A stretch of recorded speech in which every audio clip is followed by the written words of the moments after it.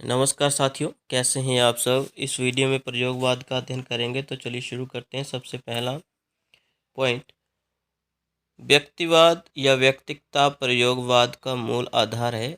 सभी जानते हैं कि ये व्यक्तिवाद या व्यक्तिकता है क्या, लेकिन साथियों इसका एक ही अर्थ ले सकते हैं, यानी व्यक्ति को केंद्र में रखकर कविताएं रचना या फिर व्यक्ति विशेष की बात करना, या ऐसा भी कह सकते हैं कि उस दौर के कवियों में स्वार्थपरता की जो है होड़ लगी हुई थी। कवि अपने ही मुद्दे लेकर चल रहा था, जो उसको अच्छा लगा उसने वो प्रयोग किया, उसने वो कविताएं लिखी। अगला पॉइंट है, सन 1943 ईस्वी में गे ने तार सप्तक नामक पत्रिका का संपादन किया। वाद के रूप में प्रयोगवाद की शुरुआत यहीं से मानी जाती है, क्योंकि हर कवि नया प्रयोग करना चाहता था कविताओं को लेकर। जी हाँ, प्रयोगवादी रचनाएं शीर्षक निबंध में आलोचक नंदलाल वाजपेयी ने पहली बार प्रयोगवाद शब्द का प्रयोग किया। इन्होंने प्रयोगवाद को बैठे ठाले का धंधा कहा। ठीक है, तो पहली बार प्रयोगवाद शब्द किसने प्रयोग किया? नंदलाल वाजपेयी, सभी जानते हैं। ठीक है, किस निबंध में? प्रयोगवादी रचनाएं निबंध में। और इन्होंने बैठे ठाले का धंधा कहा प्रयोगवाद को, यानी निकम्मापन होता है, निकम्मों की कविताएं। ठीक है, मतलब ऐसे जो बैठे हुए धंधा कर रहे हैं, मतलब ये धंधा मतलब कविताओं का धंधा, निकम्मेपन की भी बात वो करते हैं। ठीक है, आगे चलते हैं। आगे है, प्रयोगवाद में प्रयुक्त प्रयोग शब्द नए नए सत्यों को पाने की बेचैनी का द्योतक है। क्या है? प्रयोगवाद में प्रयुक्त प्रयोग शब्द नए नए जीवन सत्यों को पाने की बेचैनी का द्योतक है। अगला पॉइंट है, प्रयोगवाद पर निम्नलिखित विचारधारा एवं घटनाओं का प्रभाव देखा जा सकता है। तो साथियों इसको जरा ध्यान से देखिएगा, एक प्रकार की विशेषता ही हम कहेंगे, लेकिन ये एक विचारधारा और घटनाएं हैं जिसके प्रभाव में प्रयोगवाद दिखता है। प्रयोगवाद पर प्रतीकात्मक रूप से गांधीवाद का प्रभाव दिखाई देता है। प्रयोगवाद पर द्वितीय विश्व युद्ध का प्रभाव दिखाई देता है।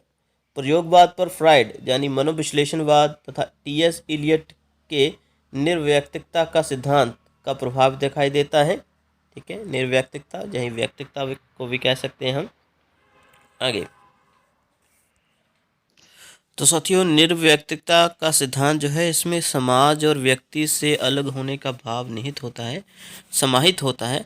लेकिन दूसरी ओर प्रयोगवाद में व्यक्तिकता का भी प्रभाव दिखाई देता है, तो निर्व्यक्तिकता का भी। ठीक है, तो ये एक प्रकार की विशेषताएं हैं। आगे पढ़ेंगे, प्रयोगवाद पर फ्रांस के प्रतीकवाद आंदोलन का प्रभाव दिखाई देता है, जिसका मानना है कि रचना की अभिव्यक्ति प्रतीकों में ही की जानी चाहिए। ठीक है, यह भी आपने पॉइंट लिख लेना है, जिससे प्रभावित रहा है जिन घटनाओं से प्रयोगवाद। जो प्रभावित तो हम कह रहे हैं, लेकिन साथ ही इनको अगर विशेषताएं भी माने तो गलत नहीं होगा, मैं विशेषता ही बता रहा हूँ। वैचारिक प्रतिबद्धता का निषेध है, यानी प्रतिबद्धता क्या होती है ये आपको पता होना चाहिए। कहने का तात्पर्य है कि यह किसी विशेष विचारधारा के अंतर्गत प्रयोगवाद नहीं है, यानी उसका निषेध है। यहाँ पर प्रतिबद्ध नहीं है, पक्का नहीं वादा किया कि वो मार्क्सवाद के साथ जाना चाहते हैं या मनोविश्लेषणवाद, मिक्सचर कह सकते हैं। किसी एक वाद या यथार्थवाद या आदर्शवाद पर कुछ भी ऐसा नहीं है, वो टिके ही नहीं है, वैचारिक प्रतिबद्ध है ही नहीं। ठीक है, एक विचार पर वो कायम नहीं रहते हैं। आगे अगली विशेषता मुख्यतः नवीन राहों का अन्वेषण, नए नए प्रयोग करना, ठीक है, खोज करना कविताओं के मार्ग से, तो इनका लक्ष्य था प्रयोगवादियों का। व्यक्तिकता तो ये भी बता दिया भाई, व्यक्ति केंद्रित होना या फिर स्वार्थपरता जिसे बोलते हैं, विशेष व्यक्तियों की बात करना। ठीक है, विशेष मुद्दों की ही बात करना। क्षण की महत्ता, ठीक है, क्षण, हर पल की महत्ता बताई गई कि हर पल जरूरी है। यौन चेतना की प्रबलता, ये बहुत इंपॉर्टेंट साथी है, जैसा भी अभी विशेषताएं कर रहे हैं हम ऊपर जो कर चुके। ठीक है, तथा शहरी प्रेम दृष्टि। अभी सभी जो लगभग कवि हुए हैं तार सप्तक वो शहरी हुए हैं, तो ठीक है, तो बिल्कुल यहाँ पर हम देखेंगे तो शहरी प्रेम भी उजागर होता है इनमें। ओके, आगे साथी ये प्रयोगवाद की प्रवृत्तियों के बाद अभी और पॉइंट पढ़ेंगे कि प्रयोगवादी कविता में मुख्य रूप से मध्यवर्गीय समाज का चित्रण किया गया है। आगे अज्ञेय ने 4 सप्तकों का प्रकाशन किया, सभी जानते हैं। तार सप्तक की भूमिका में अज्ञेय ने प्रयोगवादी कवियों को राहों का निवेशी कहा है। तो यह साथी इम्पोर्टेंट प्रश्न है, किसने कहा है प्रयोगवादी कवियों को तार सप्तक की भूमिका में राहों का निवेशी किसने कहा? अज्ञेय ने कहा है। ठीक है, आगे चलेंगे, आगे पढ़ते हैं। अज्ञेय इस काव्य आंदोलन के प्रयोगवाद नाम का समर्थन नहीं करते हैं। अज्ञेय तो कहते हैं भाई कि इसको प्रयोगवाद क्यों कहा जा रहा है, ठीक है, राहों का निवेशी क्यों नहीं कहते हैं, ठीक है, तो एक प्रकार से वो तो इसका निषेध करते हैं इस प्रयोगवाद शब्द का। ओके, और इसका विरोध करते हुए उन्होंने दूसरा सप्तक की भूमिका में लिखा, क्या लिखा? प्रयोग का कोई वाद नहीं, हम वादी नहीं रहे नहीं हैं, ना प्रयोग अपने आप में इष्ट या साध्य है। ठीक इस तरह कविता का भी कोई वाद नहीं होता, ठीक है, कविता भी अपने आप में इष्ट या साध्य नहीं है, अतः हमें प्रयोगवादी कहना उतना ही सार्थक या निरर्थक है जितना हमें कवितावादी कहना। ओके साथियों, तो ये आप पढ़ लीजिएगा, ये पॉइंट जो है, ठीक है, यानी प्रयोगवाद के समर्थन में नहीं थे और इस समय की कविता को वो किसी वाद के अंतर्गत ठहराना भी नहीं चाहते थे। ठीक है, आगे प्रयोग अपने आप में इष्ट नहीं है, वह साधन है और दूसरा साधन है, दोहरा साधन है। ठीक है, वह साधन है और दोहरा साधन है, क्योंकि एक तो वह सत्य को जानने का साधन है जिससे कवि प्रेषित करता है, दूसरे वह उस प्रेषण की क्रिया को और उसके साधनों को जानने का भी साधन है। तो एक प्रकार से यह तत्व यानी यह कथन हम मानेंगे कि अज्ञेय नहीं दिया है प्रयोगवाद के संदर्भ में, उनके विचार कुछ अलग थे। प्रयोगवाद के संदर्भ में विद्वानों के मत क्या हैं, तो साथ ही वह भी लिखना अनिवार्य है। देख लीजिए रामविलास शर्मा क्या कहते हैं, प्रयोगवादी कविता में युग से उत्पन्न अनास्था, शंका, घुटन, गुंठा, वग्नाशा में से एक नए पथ के अन्वेषण की व्याकुल भावना दिखती है। ठीक है, अभी साथियों ये वग्नाशा क्या होता है? वग्नाशा यानी तबाही।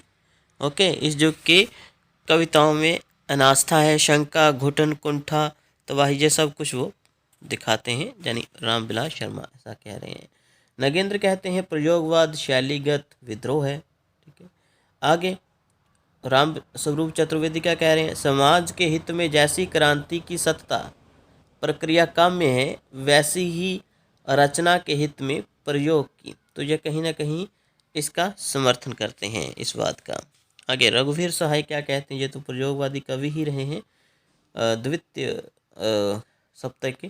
क्या कहते हैं, प्रयोगवाद, ठीक है, प्रयोग कलात्मक अनुभव का क्षण है। केसरी कुमार क्या कहते हैं, केसरी कुमार वही नकेनवाद के प्रवर्तकों में से एक, कहते हैं प्रयोग दृष्टिकोण का अनुसंधान है, रिसर्च है, खोज है। अज्ञेय क्या कहते हैं, प्रयोग की प्रक्रिया में धीरे धीरे शब्द की चमक खो जाती है, अतः अब उस शब्द को नया संदर्भ देना पड़ेगा। और इसके अलावा प्रगतिवाद और प्रयोगवाद के अंतर्विरोध पर मुक्तिबोध ने अपने निबंध समीक्षा की समस्याओं में लिखा है। क्या लिखा है, इस पर गौर करिएगा साथियों।